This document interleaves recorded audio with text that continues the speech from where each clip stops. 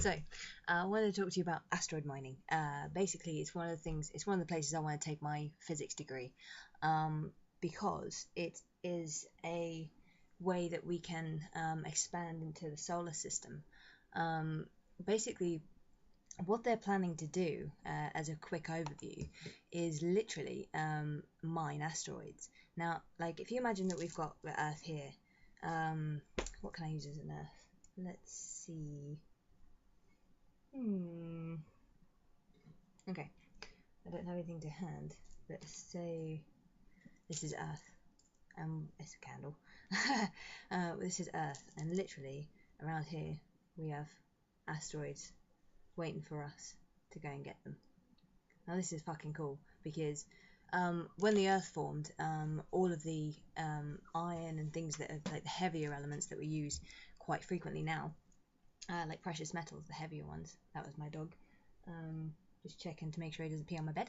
In the beginning, the Earth had all the precious metals at the surface, and then as it cooled, it sunk to the middle of the Earth, and obviously very out of reach. So the Earth's crust was left without much on its surface, which fucking sucks for us because we need to use those. And the rate that we are using them at the moment means that we will run out in about 50 or 60 years.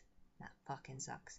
I don't want to have to struggle and pay loads of money for metals and things like that. I want to be able to sustain ourselves. I want it to thrive and live comfortably without having to make a lot of money to do so.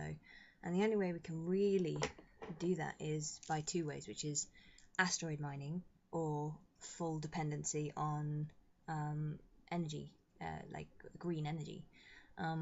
Now, there is a few problems with green energy, but again, that's for another video. I want to talk about asteroid mining, which is the coolest thing. Basically, it is what a couple of industries have got.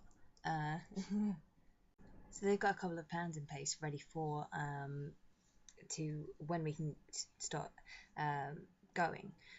Basically, it's fully dependent on investment, which means that we're not getting very far at the moment because we're not 100% certain about what we can gather. However, we've already got the companies already have a fleet which is called Firefly. 10 points if you can get that reference.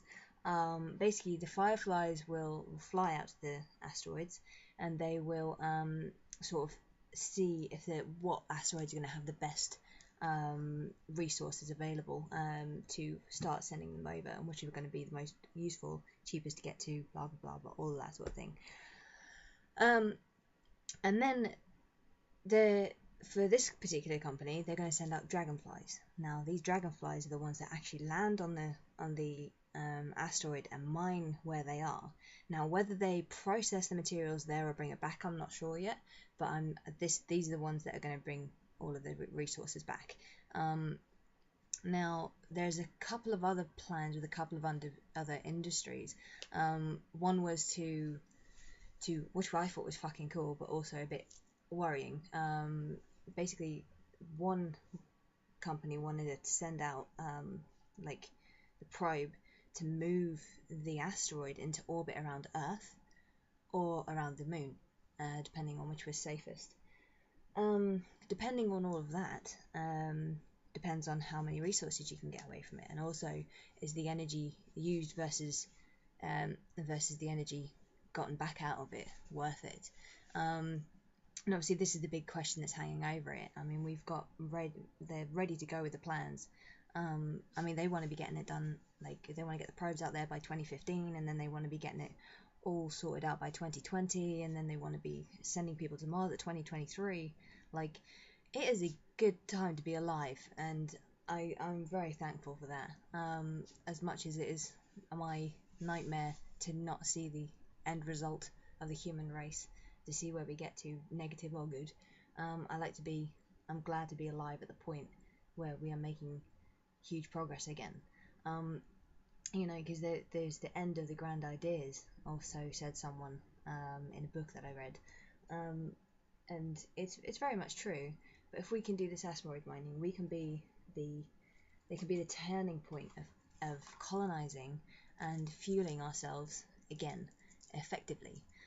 We don't have to worry about costs of fuel. We won't have to worry about anything else really. I mean, they're wanting to set up these spots where they're going to, where you can go in a rocket off to Mars, and halfway there you can drop at a pit stop to get resources again, like oxygen, hydrogen, all your precious metals that you would need to repair the ship or anything like that. And then just go on to Mars and then back again. So you could sustain yourself for this long, and you wouldn't have to send them from Earth with all the resources that we need, which would then cut down the size of rockets. They would also, the rocket fuel would come down because it's available in space, and we wouldn't have such limited resources here. I think it's absolutely fantastic, and I honestly cannot wait to see it happen. I mean, I'm going to be, hopefully, I really hope that I'm at the forefront of that. I really do. I know it's a big dream, and you know, it might not happen, but I really want it to happen. So yeah, I just wanted to tell you about that because it's just amazing. And also, I'm gonna show you my puppy.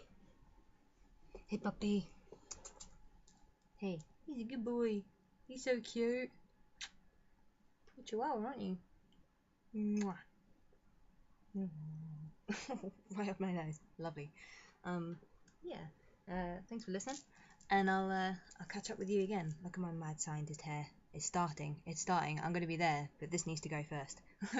See you later.